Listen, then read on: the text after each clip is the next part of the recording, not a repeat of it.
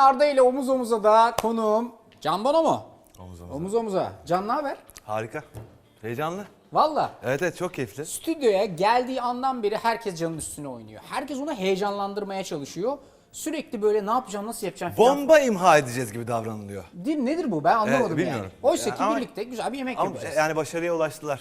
Kırdılar Vallahi, ya. Beni yaptılar mı? içeriden fethettiler şu an. Nasıl hislerle geldin?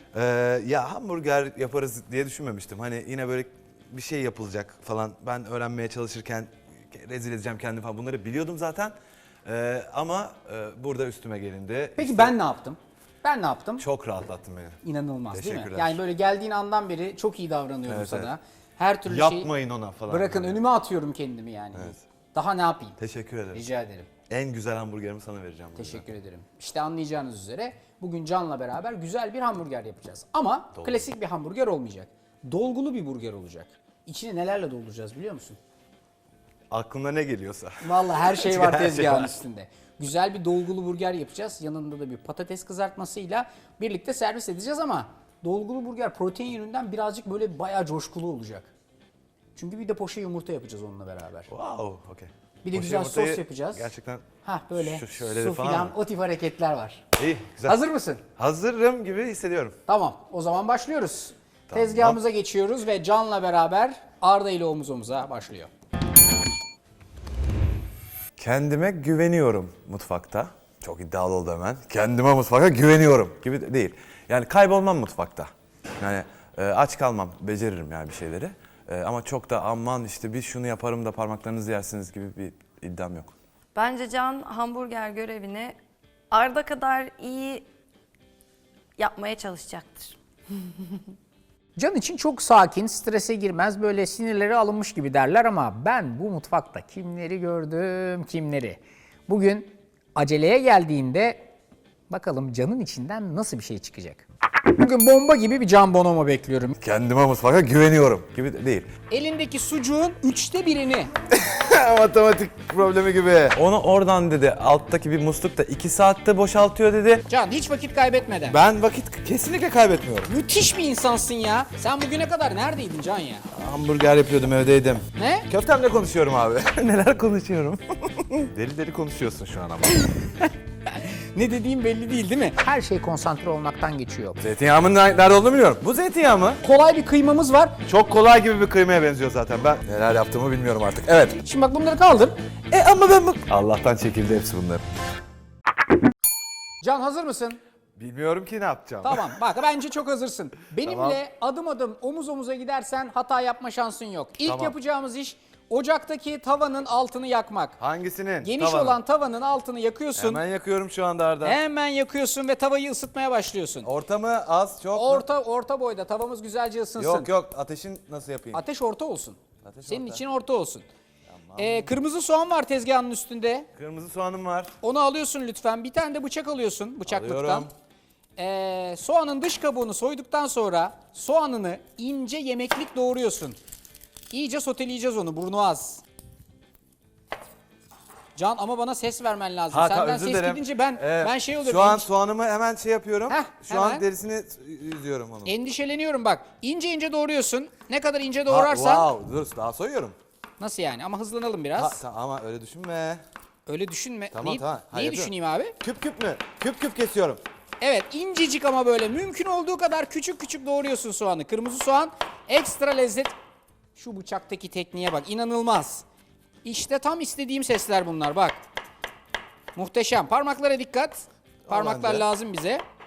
Küp küp mü? Küp Nasıl? küp. Ne kadar Çok küçük? çok küçük. Ne kadar küçük o kadar iyi. Ne olacak bunlar? Arda. Bunlar iç dolgu olacak Can. Tamam. Dolgulu burger yapıyoruz. Sen hamburger seversin diye tahmin ediyorum. Tabii. Çok yiyor musun? Yemiyorsun. Diyetine dikkat ediyorsun çünkü. Evet ama iyi ara sıra yerim. Ara sıra tabii ki yani aralı bir insanın kendini hafiften bir Arda ile ödüllendirmesi lazım. Seninle küçük bir hamburger keyfim var. Kaçırır mıyım onu? Heh. Evet şimdi bak Saçmalama, güzelce bir dakika. tavanın altı ısındı mı? Bence ısınmıştır. Tamam. Heh. Kırmızı soğan da doğradık. Şimdi Evet. ısınmış olan tavaya yaklaşık göz kararı 3 yemek kaşığı zeytinyağı koyuyorsun. Ve direkt Evet. olarak kırmızı soğanları alıp tavanın içerisine atıyorsun. Evet. Onun hepsini yaptığımı düşün şu anda. Tamam ben yani şey olarak benle devam ediyorsun gibi geliyor bana. Tabii tabii. Ben de. Zeytinyağı nerede? Zeytinyağı Kazanıyorum. tezgahın üstünde duruyor. Vakit kaz. Her şey hazır. Her şey hazır. Süper gidiyoruz.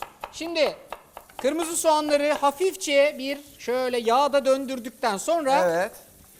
diğer işlemlere geçiyoruz. Zeytinyağımın nerede olduğunu biliyorum. Bu zeytinyağı Yağ mı? tezgahın üstünde zeytinyağı. Olduğunu düşünüyorum. Oldu mu? Evet. Ha? Şimdi bir tane sucuk var elinin altında. Elinin altında mı var? Evet, tezgahın üstünde. Bu sucuğun 1/3'ini, elindeki sucuğun Matematik problemi gibi. 1/3'ini aynen. Evet ama havuzun altında da bir musluk açık. O da saatte 3 sucuğu. Daha bir şey olmuyor. Matematiğim iyi ama izleyeceksiniz. Hoca çok hoş anlatmadı. 3'e böl dedi. Onu da 3'e böl dedi. Onu oradan dedi. Alttaki bir musluk da 2 saatte boşaltıyor dedi. İşte sonra sepetin içinde kaç yumurta kaldı? Ben bunu bilemem ki. Şimdi sucuğunun 1/3'ini şöyle küçük küçük küp küp doğramanı istiyorum senden Can. Ha? Sucuğun 1/3'ini Tamam. paranın Evet. 5'te 2'siyle Tamam. bakkala gidip... Zarı var mı bunun? Yok. Var zarı da Yapma var. ya. Zarını da çıkarttıktan sonra Ama- sucuğun 1/3'ini şöyle küçük küp küp doğrayacaksın. O zaruri mi? Yani Kelime ricamız şakası. olur. Çünkü bu iç dolgusu olacak ya. Evet. O iç dolgu olacağı için ne kadar Bu küçük... da mı küp küp doğranıyor? O da küp küp Elimizden doğranıyor. geldiği kadar küçük mü bu da? Mümkün olduğu kadar ister, sevinir yani. Tamam. Bunun Sucuk zarı muamele- bitmiyor mu bunun zarı? Sucuk bu muameleyi hak ediyor. Zarını çıkarttıktan sonra küp küp Çıkarttım doğrayacaksın. Tamam. Ondan sonra bunu da direkt olarak tavanın içerisine alıyorsun. Can hiç vakit kaybetmeden. Ben vakit kesinlikle kaybetmiyorum. Müthiş bir insansın ya. Yerde arayıp da gökte bulamadığım konuksun vallahi billahi. Sen bugüne kadar neredeydin Can ya? Abi Sahne mahne diyorsun. hamburger yapıyordum evdeydim. Hamburger ah. Bak şimdi. Tamam, Hemen bunu. hiç durmadan devam ediyoruz. Salam var. Tezgahın üstünde 4 tane. Onları da alıyoruz. Demek 4 tane salam ha? Aynen. 4 tane salamı da Tamam. mümkün olduğu kadar yine aynen böyle küp küp ince ince. Evet. Çok şekli şemali önemli değil de mümkün olduğu kadar küçük doğramaya çalışalım. Mümkün olduğu kadar küçük doğruyorum. Aynen öyle. Tamam. Bak bu bir iç dolgusu olacak Can. Evet. deli işler. Ha? Evet. Tamam. Hepsini mi salamlarım? Evet salamları da at. Arada bir böyle bir tavanın içindekileri bir karıştır. Tahta bir kaşıkla veya böyle alt üst ederek şöyle güzelce bir yumuşat bunları. Nasıl gidiyor? Ben gittiğini düşünmek istiyorum. Canavar. 4 tane kurutulmuş domates göreceksin tezgahın üstünde Can. Sen birazcık hızlı mı yapıyorsun acaba? Yok canım ben özellikle yavaş yavaş yapıyorum ya. Tamam. Bak domatesleri küçük küçük küp küp doğruyorsun. Domatesi niye en son yapıyoruz biliyor musun Can? Domatesleri ne dedin abi? Domatesleri 4 tane domatesi küçük küp küp doğruyorsun. 4 tane domates, her şeyi küp küp ben doğrayayım buradaki. Aynen. Ha, rahat edelim. Yok domatesler son küp küp doğranacak Tamam. şeyler. Domatesleri en son atıyoruz çünkü kurutulmuş domates Çünkü kurutulmuş domates az pişmesi gereken bir şey. çabuk yanar. Evet, yanar. Yansın istemiyoruz. Burada İstemiyoruz. soğanımız güzelce sotelenirken Soğanımız güzel mi soteleniyor sence? Ben şimdi sana onu soracaktım. bence çok güzel soteleniyor. Tamam. Kurutulmuş domatesi de atıyorum. Şöyle güzelce bir hepsini çevirdikten sonra laps diye bu iş tamam olacak. Evet. Hiç tuz, karabiber hiçbir şey koymadık. Gerek yok çünkü salamın ve sucuğun bayağı bir tuzu var. O yüzden ekstra bir tuz karabiber koymaya gerek yok. Kurutulmuş domateste de tuz var. O yüzden bu iş tamam. Tamam. Ben O- tamam ha. Oldu mu? Evet. Şimdi iyice bunlar güzelce hafif bir renk aldıysa ve diriliklerini kaybettilerse artık bunları ocaktan alabiliriz Can. Şu Domatesleri tezgahın ben üstünde henüz koymuştum. tabaklar var. Bir tane tabağın içerisine çıkart lütfen her şeyi. Parmağımı küçük küçük kesmişim. Küp küp doğramada neler konuşuyorum. Küp küp doğramada iyi olduğumu düşünüyordum. O kadar iyi değilmişim. Daha hızlı olmam gerekiyor. Performans. Ya bir mutfakta çalışacak olsam hız konusunda da biraz daha geliştirebilirim kendimi diye düşünüyorum. Bir tane Evet. tabağın içerisine çıkartıyorsun her şeyi. Neyin içine? Bir tabağın içerisine tavada pişen her şeyi çıkartıyorsun ve biraz soğusun diye bekliyorsun, tamam mı? Bu tavayı yeniden kullanacağız, o yüzden ocağın Nasıl üstüne... bir tabak kullanmamı? Aha işte burada bak, orada. Bak Ha, işte bu ya. bunu alıyorum. İşte bu. Şimdi orada dururken hemen bunun sosunu yapacağız Can. Hazır mısın? Bunun sosunu yapmaya hazırım. İnsan da işte böyle karşılık veren herkesle her Evet, şey yapılır. her şey Bak, yapılır. şimdi arka tarafında bir tane parçalayıcı var. Bak dön arkanı. Buradan aldım, gördün mü? İşte seninki de orada, Onları önünde. da kullanmayı hiç bilmiyorum. Nerede o parçalayıcı sence? Evet abiciğim, onu al oradan. Ne? Ama Bak burada bilmiyorum. işte, bak. Ha tamam aldım. Ha, aldın. Parçalayıcını hemen tezgahın altında priz var, ona takıver lütfen. Parçalayıcımın tezgahın altındaki prizin altına takmadan önce hijyenle alakalı küçük Hijyen şeylerim vardı. önemli. Onları Şimdi bak, tavsiyem vardı. Onu yaptım. Güzel bir sos yapıyoruz. Pancar var önünde. Pancarı koyuyorsun, tamam mı? Ben bunu kullanmayı bilmiyorum. Efendim? Buraya koyuyorum. Ne yapıyoruz? Buraya mı böyle mi yapıyorum? Evet. Böyle. Aynen öyle. Onu prize fişini prize tak ama. Fişini, Hemen prize- arkasından. Prizim nerede? Buldum. Priz orada altta. Yoğurt lazım Yoğurt. birazcık. Aynen bir Bu mu yemek yoğurt? kaşığı, bir yemek kaşığı süzme yoğurt koyuyorsun içerisine. Bir yemek kaşığı Anlaştık mı? alıyorum. Bir yemek kaşığı mayonez koyuyorsun. Bu yoğurt herhalde. Evet. Önündeki yoğurt, öbürü de mayonez. O ikisini koyduktan sonra birazcık lezzeti arttırmak için kişnişe ihtiyacımız var. Yaklaşık 2 dal taze kişniş koyuyorsun buna. Üst taraftaki küçük vahşi yapraklı olanlar, önündeki yeşilliklerin kişniş, öbürleri maydanoz. Karıştırmazsın herhalde, değil mi? Nerede de? Ne? Önünde bak, üstüne peçete kapalı. Kişnişlerle şeyler aynı yerde mi? Kişnişlerle öbürleri aynı Bu yerde kişniş. ama kişnişlerin yaprağı birazcık daha böyle vahşi Anladım. gibi. Sen tanıyorsun maydanoz. zaten kişnişi, değil mi? Evet. Yakinen tanırsın. Şimdi kişniş. bu aslında bizim sosumuz olacak. silah, Bunu bıçak bağlamak için de birazcık ceviz kullanacağız. Tamam. Tamam, dur. Kapari koyacaksın biraz da. Kapari koydun mu? Ben kişniş ne kadar maydanoz da mı koyuyorum? Yok, kişniş. İki dal kişniş koyacaksın. Tamam. Ve bir avuç kadar da ceviz koyacaksın. Tamam. Tamam mı? Şimdi bunun kapağını kapattıktan sonra robotla iyice çekmeye başlayalım.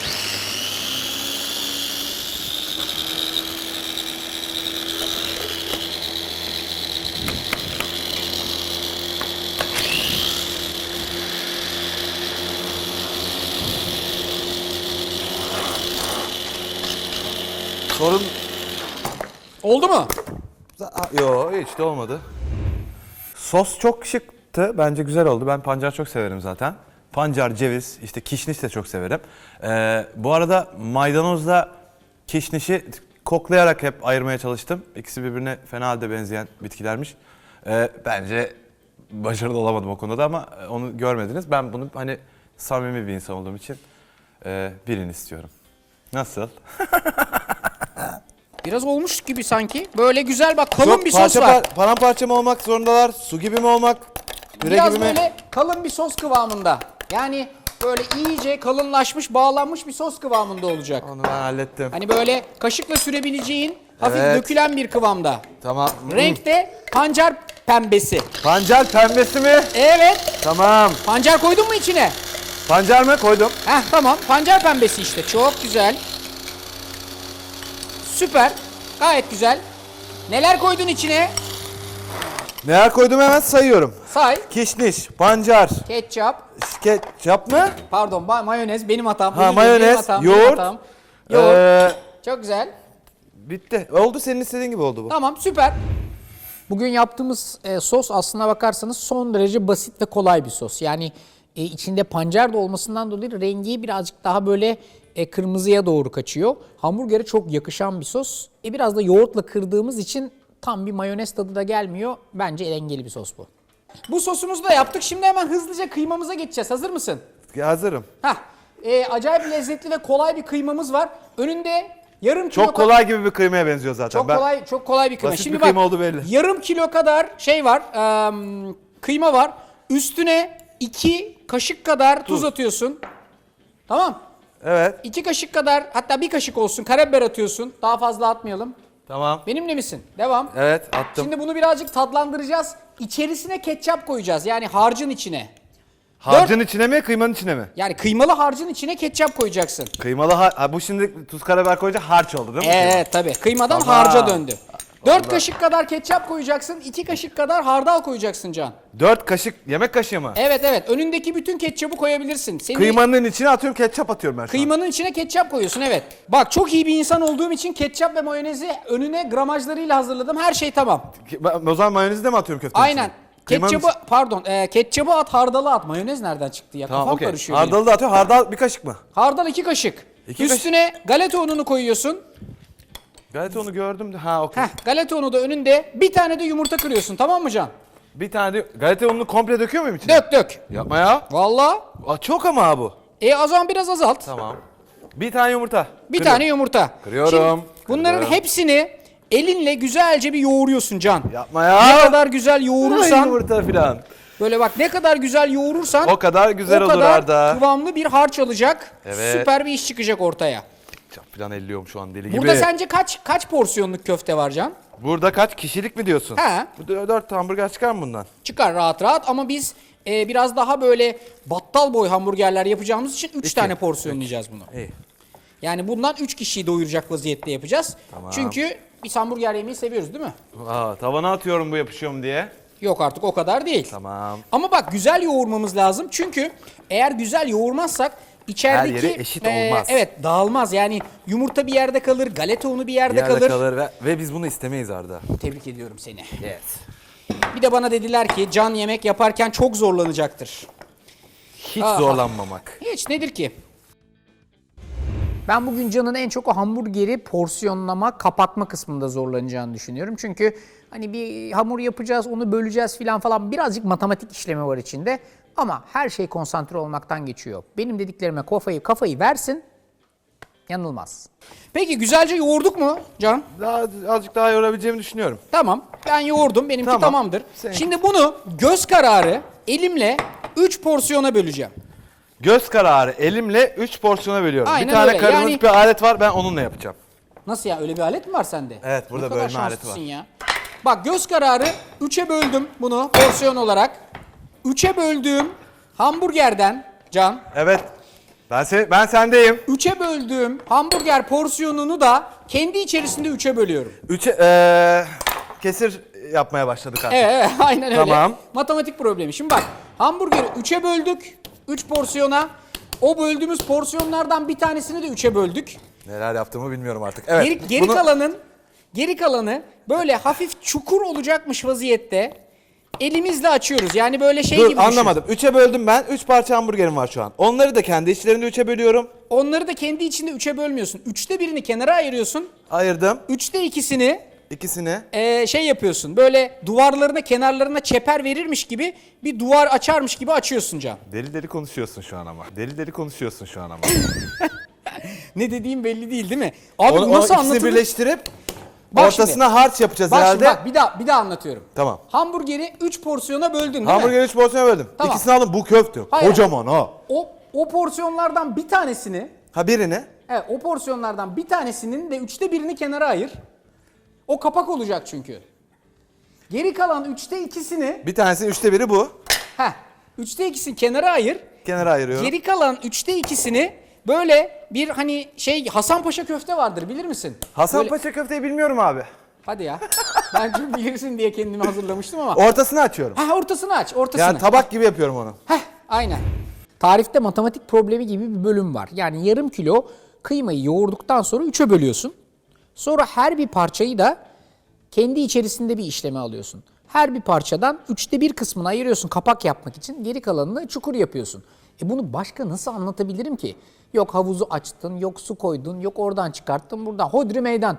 Daha iyi anlatırım diyen varsa anlatsın. Bekliyorum. Matematik dersinden zaten hep bizim iç işlerimizde de pek başarılı değildi. Onu burada da performansında da gösterdi. Matematikten burada da kaldı Can. Arda bak büyük ha. İşte Çok büyük. Hamburger gibi değil ha. Baba ne yaptın? O Aa, ne? okey. Okey. Doktor dur. Okey. Çözeceğiz. Bu 3'te 2. Dur. Şimdi bu toplama değil mi? Bak. Heh. Anlatıyorum. Baştan Heh, yapayım. Baştan yap abi. Baştan yap. Tamamı burada. Bu 1'de 1. Yani bu %100'ümüz. %100'ü. Tamam Şimdi mı? bunun 3'te 1'ini ayır abi. Tamam. Ayırıyorum. Heh. Kayıtlar var bak. Tabii kayıtlı. Hepsini yaptım. Heh. Ayır abi 3'te 1'ini. Bak 3'te 1'ini ayırıyorum. Bu 1. Hı. Bu ikisi. Tamam. Sen dedin ki Şimdi ayırdığının 3'te 1'ini al. tamam, Onun da dedin 3'te 1'ini ayır. Heh. Böyle. Tamam aynen öyle. Şimdi bak bunları kaldır. Ama ben bu... Nerede duruyordu bu hatırlayamadım. Şurada dursun. Allah'tan çekildi hepsi bunların. Tamam. Tamam. Tamam öyle demedik mi Şimdi- ya? Şimdi bunu aynen öyle iyice mıncıklayacaksın. Ortasını açacaksın. Açtın mı? İyice mıncıklama aşamasındayım şu an. Arda ile omuz omuza gelen herkese hep yardım ederim. Hep. Yani bunu kim nereden çıkarıyor bu tip dedikodu bunlar ya hurafe. Hiç. Ben herkese yardım ederim. Can'a da gereken yardımı yaptım. Yapmasam yarım kilo köfte yiyecektik. Yardıma gelmeseydi ne olurdu? Çok büyük bir köfteyle karşılaşırdınız. Yani gerçekten çok büyük bir köfte. İyice mıncıkladıktan sonra ortasını güzelce açacaksın. Güzelce açtığımı düşünüyorum. Sonra buradaki hazırladığım bu iç harç var ya hani böyle sucuklu. Donat gibi yaptım onu. Evet. Sucuklu mucuklu falan gibi. Tamam. Tamam mı? Bunu içerisine koyuyorsun. Döküyorum. Hepsini mi? Yok. Yok böyle bir dolu kaşık kadar koyuyorsun. Bir dolu kaşık döküyorum. İnce mi olsun altı biraz ama o zaman Abi işte yanmasın. dengeli olsun. Şimdi bundan aslında 3 tane çıkaracaksın. O yüzden içini ona göre doldur. Ki bunun içine istersen Ha, tamam. peynir falan da koyabilirsin yani ama gerek yok. Gerek yok diyorsun. Doldurduktan sonra o ayırdığın hani bir tane kapak vardı ya bir parça. Evet. O parçayı da böyle elinle yuvarlak silindir gibi açıp bu hamburgerin üstüne Her koyup şeyi ellemekle alakalı bir şey bu ya. Nasıl evet. abi? Yani çok elle yapılıyor tamam yani ama bu işte yemek. yani sanatçı Bunu sanatçı kapak yaparken her yerine Hah, kapatıyor. Aynen onu yaptıktan sonra böyle kenarından elinle birleştirmeni ve bu hamburger köftesini güzelce kapatmanı istiyorum böyle. ben de çok istiyorum. İşte bu. Şimdi bak bunu yaptıktan sonra da güzel avucunun içerisine alıyorsun ve elinle böyle güzel bir şekil veriyorsun Can. Elimle ne yapıyorum? Şekil veriyorsun. Yani böyle kenarlarına, köşesine iyice bir şekil Ne veriyorsun. şekil yapayım? Ne istersin? Yani mesela böyle bir Ha, fil kuş yapsak. şeklinde olsun mu? Fil mil falan olmaz mı? Bu tip şeyler. Bir tane artan köftelerimle birazcık kapatıyorum onu. Kapat. Eğer öyle bir şey yapabilirsen hallederiz. Tamam. Dolgulu burger iyi bir fikir. Yani hamburger köftesinin içerisinde bir şeyler koyabiliyormuşuz. İyi bir fikirmiş bu. Ama onu öğrenmiş oldum ben. Her şeyi koyarım artık içine. Şimdi iyice kenarını köşesini kapatmak önemli. Pişerken açılmasın çünkü Pişerken bunu açılmasını açılmamasını, istemiyoruz. evet. Açılsın istemiyoruz. Şimdi bu bizim hamburger köftemiz Can. Ne oldu? Bir tane battal boy köfte yaptık gördün mü? Evet, büyük Tamam. biri. Şimdi geri kalanları kaldıralım. Elimizi yıkayalım. Çünkü patates kızartmasına geçmemiz lazım. Tamam. Benimle lavaboda buluş. Lavaboda beni lavabonun orada bekle. Tamam geliyorum. Hemen geliyorum. Wow! Normal bir hamburger ekmeğini nasıl keserim diye birazcık düşünmek üzere bekliyorum şu anda. Son 20 saniye Can.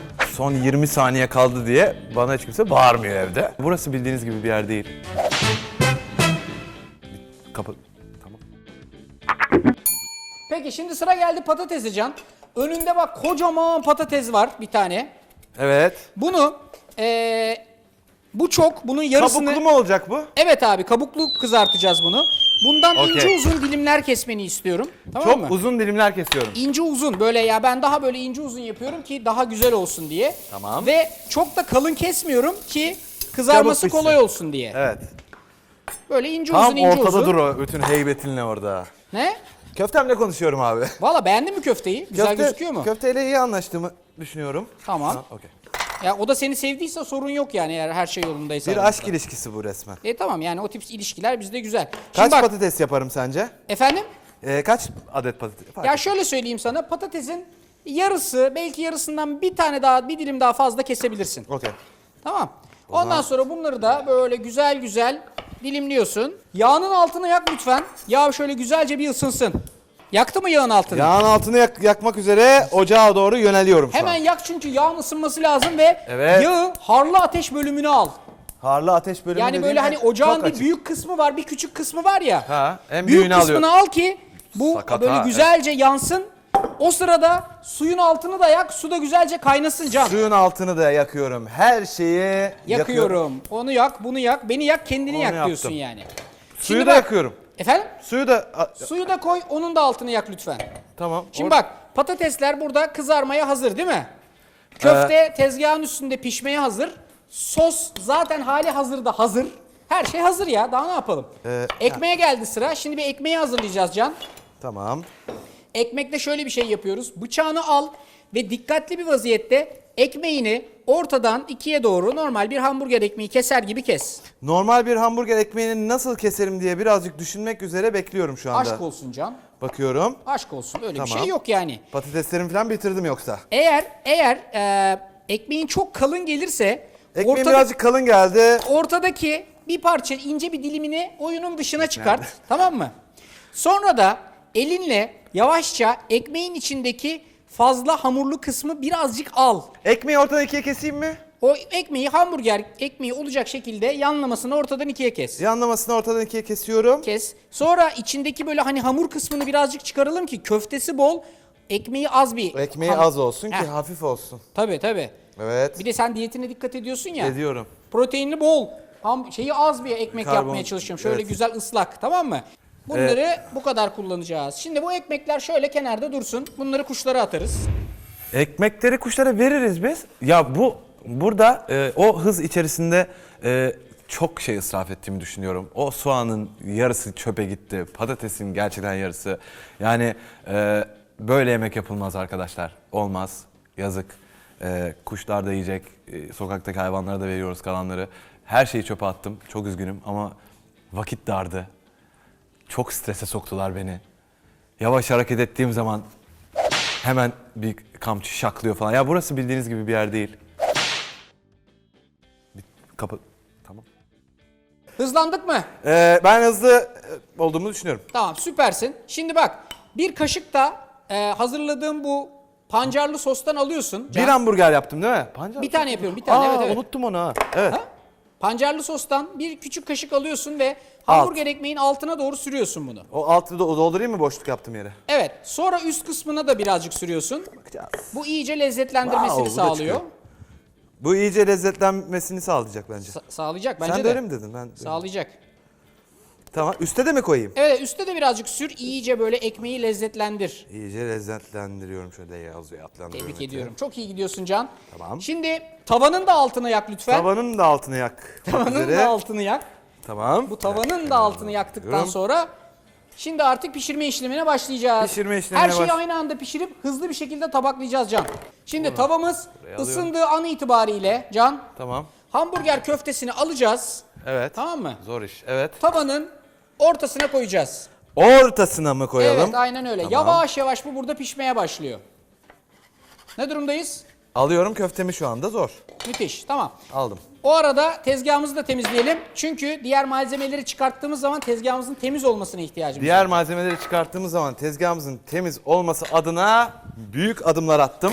Can, yalnız sana bir şey söyleyeceğim. Patatesim- Farkında olmadan acayip iyi bir şey yapıyorsun, biliyor musun? Ne yapıyorum? Bütün söylediğim yani yapılması ile ilgili talimatların aynen birebir aynısını tekrarlıyorsun. Tekrarlıyorum ki- Bu hata yapmayı engelleyen bir şeydir. Seni tebrik ediyorum. Vakit kazanmak için Arda'nın her dediğini tekrar ettim.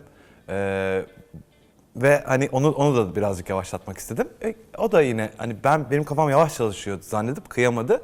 Daha yavaş hareket etmeye başladı. Benim taktiğim başarılı olmuş oldu. Uyanık Can.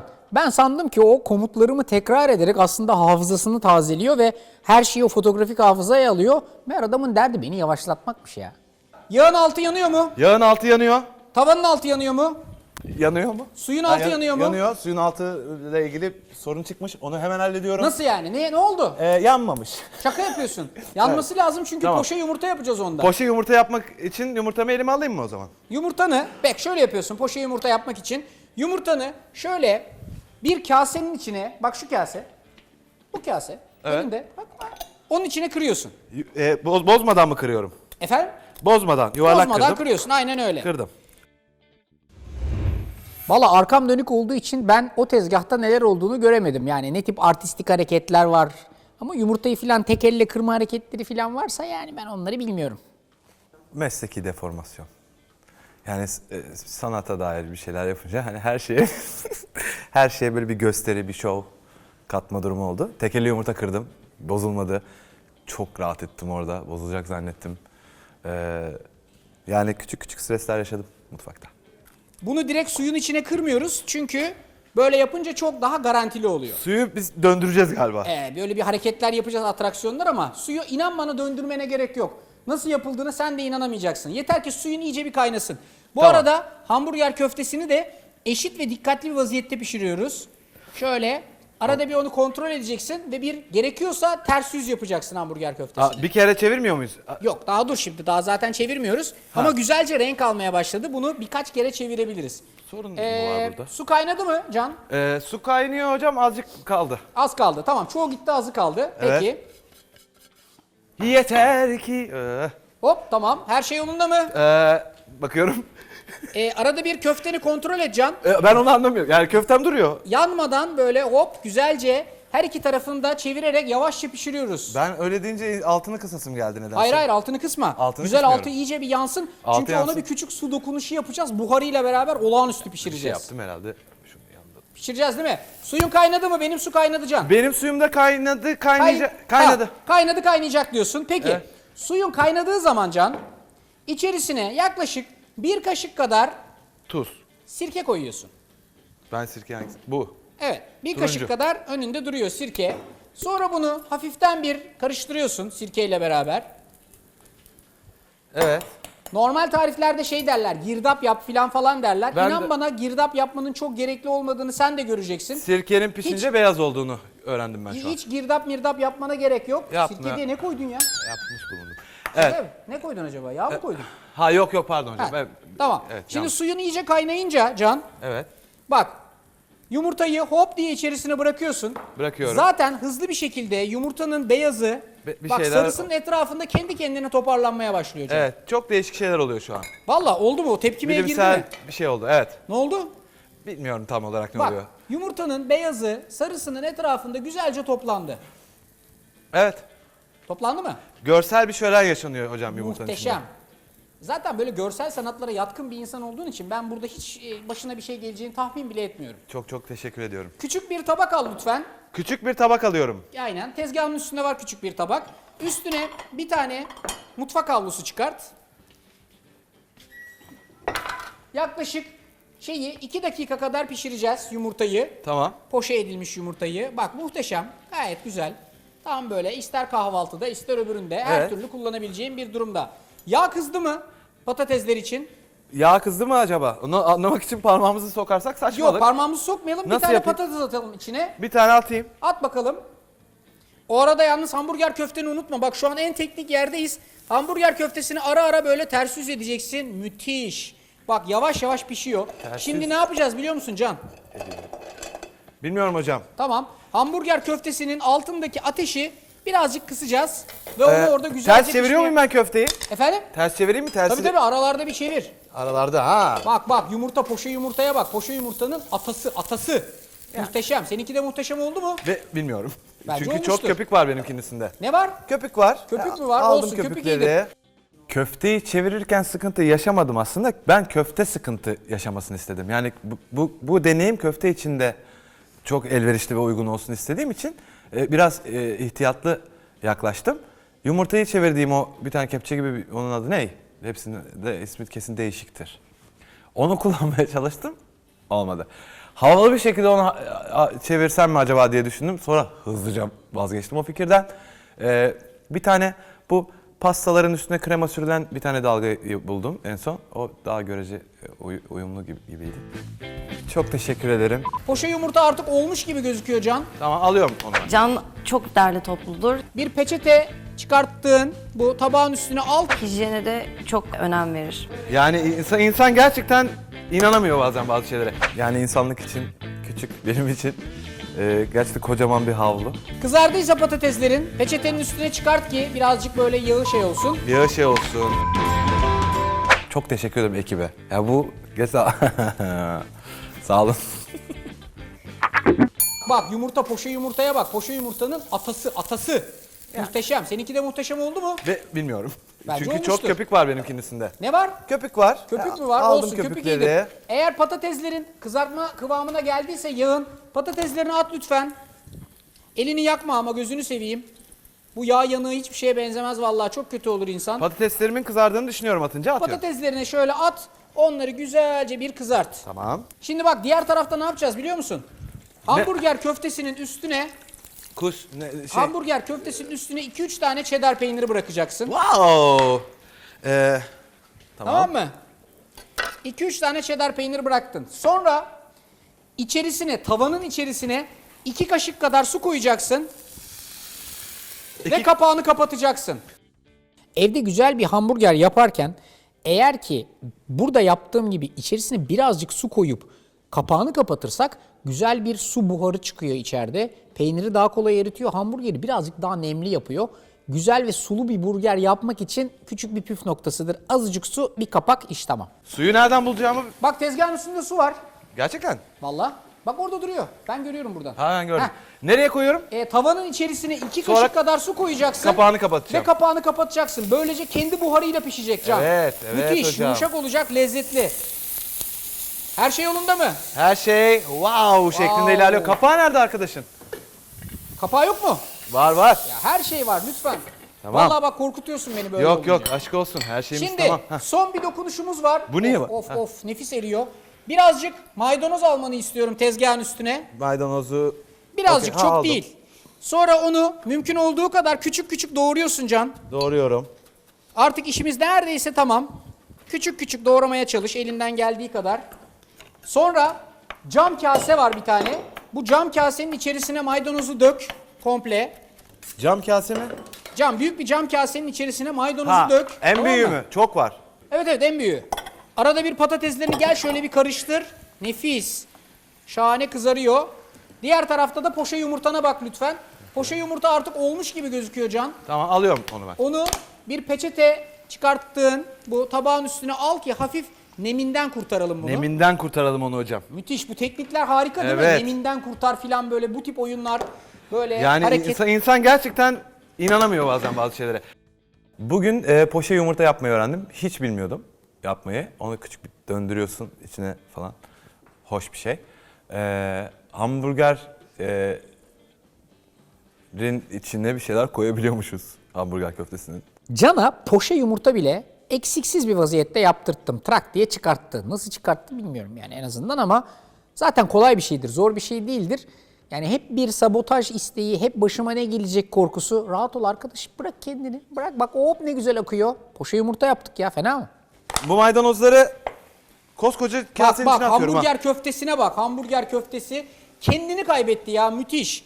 Böyle Artık bir şey ben yapıyorum. hamburgerimin altını kapatıyorum Can çünkü şahane bir vaziyette pişmiş durumda. Tamamdır. Bak peynirler böyle kenarından aktı filan, öf öf öf. Artık yavaş yavaş tabaklamaya geçeceğiz Can. Hazır mısın? Neye geçeceğiz hocam? Tabaklamaya. Tabaklamaya geçiyorum. Hazır mısın? Her Patatesler şey tamam mı? pişmedi ha. Patatesler pişti mi? Ben zannetmiyorum. Peki o zaman birazcık daha pişirelim patatesleri. Tamam hocam. Senin güzel hatırın için. Sağ üst köşeyi arıyorum buldum. Hamburgerin altını kapattım. Hamburgerin altını kapattın. Tamam. Şimdi artık Boşluk bu bu da. yavaş yavaş tabaklama işine geçebiliriz Can. Yavaş yavaş tabaklıyorum. Tamam. Şimdi bak önce ilk Ekmek. yapacağımız şey hamburger köftesini dikkatli bir şekilde almak ve ekmeğin üstüne oturtmak. Of. Aldım. Of. Süper. Tamam mı? Kullanıyorum ama yapma değil. Şaheser.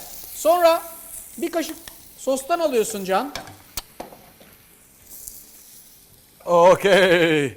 Bir kaşık sostan alıyorsun Ekmeğin ve üzerine koyuyorum köfteyi. ekmeğin üzerine köfteyi koyuyorsun. Ekmek Onun küçük. üzerine şöyle birazcık sostan gezdiriyorsun. Sos neydi? Sos mu? Pancarlı sos var ya. Ha tamam. Ekmeğin Bir üstüne kaşık var. ondan gezdiriyorsun. Tamam. Tamam. Sonra hiç vakit kaybetmeden Hiç vakit kaybetmiyorum. şuradaki poşe yumurtayı alıyorsun. Poşe yumurtayı alıyorum. Ve poşe yumurtayı da bunun üstüne bırakıyorsun şöyle. Bırakıyorum hocam. Böyle hafiften aşağıya doğru. Elle mi alınıyor poşe yumurta acaba? Tabii. Poşe yumurtayı da onun Tamam. üstüne bıraktın mı? Evet. Kirlendi Tamam. poşe yumurtam. Ekmeği de yan böyle kapak gibi şöyle onun üstüne bırakıyorsun Can. Ekmeği de kapak gibi üstüne bırakıyorum. Aynen Bıraktığımı öyle. düşünüyorum şu an. Artık son yapacağımız şey patatesleri Patates. hazırlamak. Nereye hazırlamak? Burada değişik Bence şeyler. mükemmel bir iş çıkartıyorsun Can. Evet. Yani Ya hakikaten mükemmel bir iş sorunlu çıkartıyorsun. gözükmüyor. Efendim? Patatesler pişti. Pişti mi? Evet. Müthiş. Benimkiler daha pişmedi mesela. Ha demek ki benimkiler demiş. O zaman benimkiler de pişmedi Yani diyorsun. insan Tamam, yanında patatesleri piştikten sonra yağdan direkt olarak böyle bir mutfak havlusunun üstüne çıkartıyorsun. Tamam. Poşe için kullandığım havluyu kullanmaya devam ediyorum. O biraz suludur, onu kullanma. O biraz sulu. Ben şimdi söyleyecektim sana onu. Sen bana söyle. O biraz sulu. Böyle ayrı bir tabağın içerisine çıkartabilirsin. Can. Tamam. Tamam mı? İyice kızardı mı? Benim de kafamı karıştırdın. Ben de bilmiyorum şu an. Ne istiyorsun, neye ihtiyacın var? Söyle bana. Tabak mı? Tabak mı Patateslerimi- lazım? Patateslerini, tabak mı lazım? Ne lazım? Evet, çok al abi, şık, yazık al abi, bunlara. al abi, al Ha. abi, al abi. Al, Wow, işte gerçek bu. bir patates. Gerçek bir patates tabağı. Kızardıysa patateslerin şöyle hafiften bir Anlaşılır. peçetenin üstüne çıkart ki birazcık böyle yağı şey olsun. Bir şey olsun. Tamam. Tamam. Olduktan sonra da fazla yağını aldıktan sonra direkt olarak buradaki maydanozların üstüne çıkart. Üstüne birazcık tuz. Ha Ve- hiç anlamadım. Wow, bunlar oldu ha. Tamam mı? Maydanozların uzak. üstüne çıkarttın, birazcık tuzladın. Maydanozlar onun böyle etrafına yapışmaya başladı. Evet. Alt üst ediyorsun ama elini Alt üst yakma. oldu ya her şey. Evet. Ondan sonra tezgahın üstünde birazcık parmesan var. Kelle parmesan. O kelle parmesanı da azıcık rendeliyorsun Can. Kelle falan duyuyorum hocam. Kelle hocam. Bravo çok güzel. Her Evet. şey yolunda. Tamam. Kelle parmesan rendeledin. Alt üst ettin Can. Seviyorum onları. Can çok derli topludur. Hijyene de çok önem verir. Beni defalarca evinden kovmuşluğu vardır hatta bu sebeplerle. Can temiz ve tertipli bir adamdır. Kağıtoğlu çok haşır neşir aslında. Ama bugün burada niye olmadı onu da bilmiyorum. Çok teşekkür ederim. Yani bu kağıt havlu yani insanlık için küçük, benim için gerçekten kocaman bir havlu. Özel hayatımda sık sık kullanacağım yemek yaparken. Bundan sonra hiç normal el bezi kullanmamaya dikkat edeceğim. Çok teşekkür ederim ekibe. Ya bu sağ olun. Alt üst ettin. Alt üst ettin. Alt üst ettin. Alt üst ediyorum. Ha? Ekmek bu. Ondan sonra servis tabağına patateslerini geçiriyorsun. Hocam ben parmesanlarımın nerede olduğunu bilmiyorum. Parmesanın şeyin üstünde Can. Rende var mı? İnan ki rende de inanırız var. hocam var. Ha, her şeyin var. Hiçbir eksiği Vallahi yok. her şeyim var ya. Müthiş bir şey. Tamam mı? Bunu da böyle... Ay yoruldum Can be. Tamam. Vallahi bitse de bir yesek şunları ha. Az kaldı. Ha? Nerede oldu her şey? Tamam. Patateslerini de böyle koyduktan sonra Can, en son üstlerine birazcık daha parmesan rendeliyorsun. Artık servise hazırız. Hazır mıyız? Hazırım. Hazır mısın? Ocakların altını kapattın mı? Her şey tamam mı? Her şeyim tamam. Bu Tamam. benim servis tabağım mı? İnce uzun bir servis tabağın olması lazım. İnce uzun. Ha neyse senin Bu okey ince uzun. Nereye gitti ince uzun? Burada. Hemen al bakalım. Ha tamam okey. Hop. Tamam Wow. al. Okey. Değişik. Hazır mıyız? Evet. Son 30 saniyede servis yapmamız lazım. 30 saniyede mi? Evet restoran siparişi bekliyor. Tamam. Garson bak kapının önünde bekliyor şu anda. Son 20 saniye Can. Son 20 saniye mi hocam? Evet hocam. Ne koyulacak? Patates. Patatesi tabağın kenarına koyacaksın. Evet. Hamburgerini de tabağın diğer tarafına koyacaksın. Sonra servis yapacaksın. Bitti. İşte bu. Hatta al şov. Oldu mu? Her şey tamam mı? Evet. Hızlı mıyız? Şurası şöyle. Ha. Burası. Evet son 5 saniye Can. 4, 3, Çok çirkin oldu. 2, 1 ve servis. Tamam abi. Çok güzel işte. Helal olsun be. İşte bu be. İşte bir servis anca böyle çıkar be. Vallahi helal olsun. Hey! Çok derli toplu ve çok hijyenik bir insanım özel hayatımda. Mutfakta da normalde öyleyimdir ama işte son 20 saniye kaldı diye bana hiç kimse bağırmıyor evde. O da bir savunma olarak geçsin. Abi bir dolgulu burger gerçekten bu kadar güzel yapılır. Bak hiç Teşekkür ederim. mavra yok. Sağ olun hocam. Hiç makara yok. Süper yaptın. Teşekkür ederim. Helal olsun. Burada ben naçizane ben de böyle ufaktan. Estağfurullah. Ya ben teveccühlerinize layık olmaya çalıştım diyeyim Yok, sevgili yok, hocam. yok gerçekten güzel yapmışsın. Bir tadına bakalım diyorum artık. Antibiyotik iç akşam. Ya bu bence bir doğal antibiyotik ne dersin?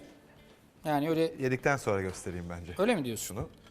O ne? O ne? Bunu, her şeyi bununla temizledim ve yaptım. Poşe yumurta bunun üzerinde bekledi. Ketçap var. Ketçap hardal var. Her şey burada. Allah Ben kağıt havlumu görmemiştim hocam. bu- Hep bununla yapılıyor zannettim. Ha. O temiz ve steril bir ürün aslında. Fakat bak poşe yumurtaya bak. Bak adam usta ya. Vay. Adam usta kardeşim. Görüyor musun hocam? Adam usta. Sen de bir böyle şöyle bir dene bakalım olacak mı? Wow çılgın. Bak nasıl? Aynen. Laps diye indi aşağı. Bak. Uf. Of. Güzel olmuş mu? Evet çok yapışmış. Elim yine buna gidiyor deli gibi. O değil ya. Onu ben eve götürebilir miyim? Vallahi her şey onu bugünün hatırası olarak saklamak istersen eğer gayet kabul. Bak işte Can Bonomo'nun yaptığı dolgulu burger.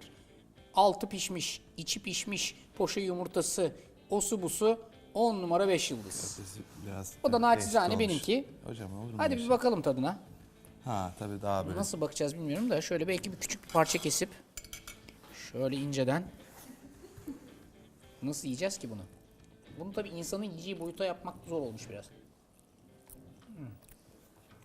Wow. Tabii ki hani Arda'nınki daha iyiydi çünkü onun ya zaten deneyimi tartışılmaz derecede daha fazla benden. Benimki de hani oldu. Görsel olarak da çok iyiydi ama hani yenmemesinde fayda vardı. Onu ayarlayamadım ben. Bu hafta Can Bonomo ile Arda ile omuz omuza da güzel bir dolgulu burger yaptık. Ayağına emeğine eline sağlık. Teşekkür ederim. Var mı söylemek istediğim bir şey? Yo çok güzel geçti. Çok keyifliydi. Ne kadar hızlı yapılıyor bir takım şeyler insan hayret ediyor. Hafif bir gazide oldum O kadar azıcık da. gazilik Evet olur onlar yani. olur. Çok lezzetliymiş, çok güzelmiş. Elinize sağlık hocam. Sizin de elinize sağlık efendim. Bu hafta Can'la beraber size birlikte biz yiyerek veda ediyoruz. Önümüzdeki Mutfakta hafta hijyen demek istiyorum ben. önümüzdeki hafta mutfakta hijyen konulu bir başka bölümde görüşünceye dek kendinize çok iyi bakın. Allah'a ısmarladık. Afiyet olsun. Yemek servis istersen. ol hocam. Hadi bakalım. Can'ın yaptığından yemeği tercih etmedim. Biraz cesaret edemedim. Yani hijyen konusundaki hayal kırıklığından dolayı pek tercih edemedim. Ama onun da hep Arda'nınkinden yediğini gördüm zaten. At yarışı gibi geçti. Yani çok hızlıydı. Bir de yani ortaya çıkan şey güzel gözüküyordu. Benimkinden bahsediyorum yani. Hocanınki zaten onu yedik. Çok güzeldi. Hijyen açısından gerçekten utanacağım şeyler yapmışım. Yani o heyecanla, o zorluk. Olsun.